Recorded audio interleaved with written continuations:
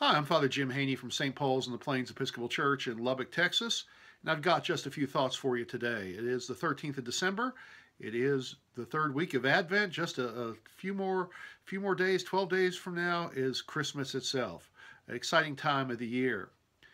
I hear occasionally from Christian leaders that some of them are worried about the so-called war on Christmas, and they worry about many things. They worry about this term here, Xmas.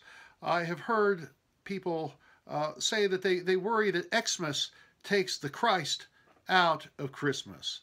And that really bothers me, but not for the reason you might think. X, or the Greek letter chi, is actually an ancient abbreviation for Christ. We've been using it in the church for millennia. In Greek, the language of the New Testament, this is how you spell Jesus' name, Jesus Christos. And if you notice, Christ starts with an XP in our language. It's a chi and a rho in Greek. But that's Christ's name in Greek. That's how you spell it. It starts with an X.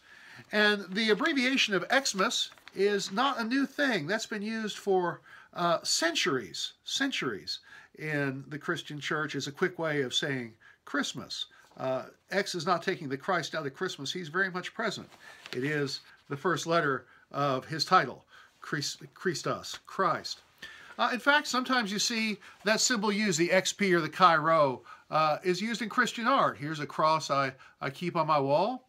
In fact, my wedding ring, it might be hard to see, my wedding ring has a chi rho as well, an X with a P over it, a chi and a rho, as a reminder that that is Christ's title. It's not removing Christ from Christmas, it is keeping him right in it. In fact, X is such an ancient abbreviation for Christ that when I was in seminary and furiously taking notes, I would sometimes abbreviate things and do shorthand. I'd use an X for Christ, or maybe an IX for Jesus Christ, or maybe Christian or Christianity. I abbreviate that way, and I'd often use the Greek letter theta for God, the first letter of God in Greek. It's an ancient abbreviation. So if you see Xmas, don't fret, don't worry. And if you're worried about the war on Christmas, so-called, I would offer this thought to you. Yes, our culture, our country is becoming more multicultural. There are many more faiths represented now than there were when I was a kid.